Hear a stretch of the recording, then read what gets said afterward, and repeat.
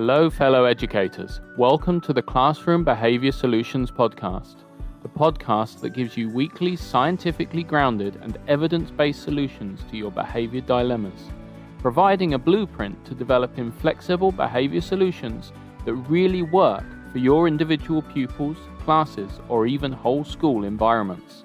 If you're a teacher, a Senko, or even a school leader with a passion for supporting pupil behaviour in a way that is positive and effective, this podcast is for you. My name is Adam Dean, and I'm your host.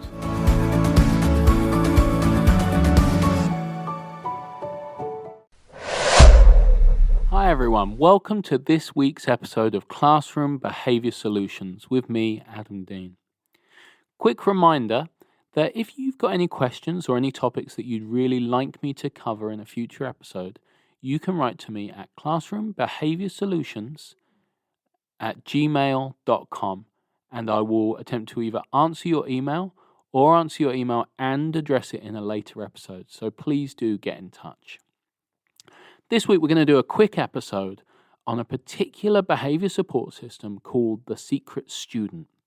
Now this is something that's been knocking around for quite a while now, and I just want to kind of talk about what it looks like and how we can make it work, because it's quite a nice little standalone system and it's something I used to use a long time ago.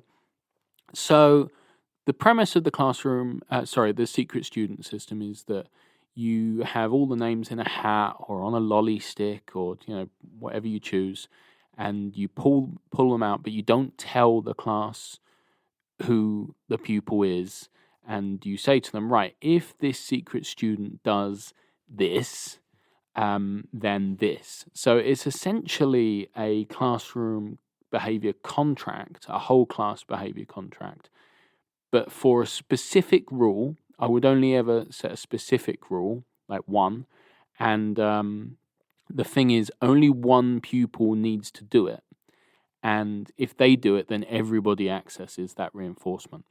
So the important thing with the secret student is, A, you need to be really, really clear on what that secret student is going to need to do in order to access the reinforcement.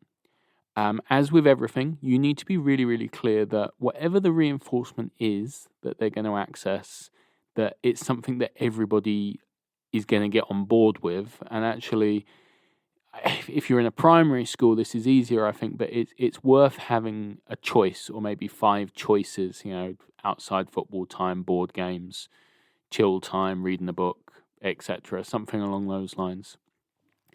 This is where it gets really important.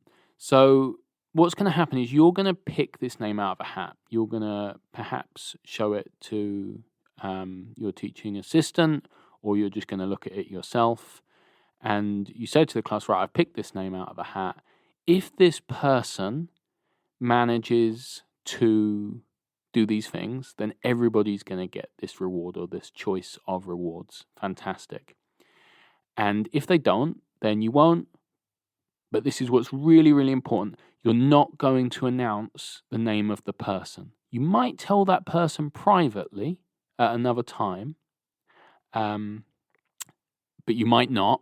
Kind of depends on the person. You need to make a judgment call on whether that's going to be good for that person or whether it's going to cause some sort of anxiety or make things worse. But you're not going to announce it, because what we don't want to do is, if someone is picked and they don't achieve it, then that we don't want to socially isolate them for that or have them berated by their peers for it. The other thing that's really important is the part about if they get it. We need to have a way of finding out whether or not that pupil wants it announced. Because the lovely thing about Secret Student is, little Johnny's picked. We don't tell little Johnny. The target is to finish his maths. Little Johnny finishes his maths, and we announce to the whole class, little Johnny finished his maths today. He did a fantastic job. And because of that, we are all going to have an extra 5 minutes of play. And little Johnny's the hero of the hour, and it's all wonderful, and everybody loves little Johnny. The problem with that is if little Johnny doesn't like that sort of attention, that's going to be punishing for him. So what we need to do is almost find out from pupils ahead of time, if we're going to use this system, whether or not they want that announced, and then promise that we'll stick to that. We can privately tell them well done at another time, but that's really, really important. The other thing I'd suggest with Secret Student is use it sort of sparingly and as a one-off for particular things, maybe particular tasks. And the first couple of times you use it, at least, find a way to cheat the system so that you do pick a pupil who is going to make contact with that reinforcement, because you need to give the class a chance to access that reinforcement and see that this is a valuable tool for them before they engage with it more fully.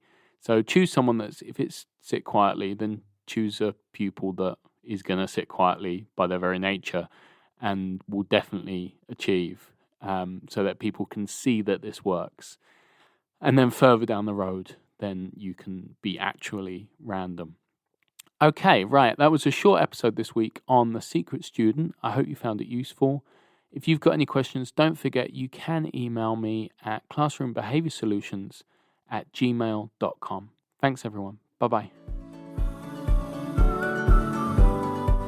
Thank you for listening to the Classroom Behaviour Solutions podcast. To make sure you don't miss future episodes, click the subscribe button and share this podcast with others. The more people that listen, the more help I can provide.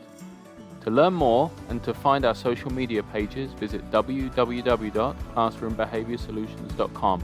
See you next time on the Classroom Behaviour Solutions podcast. Thank you.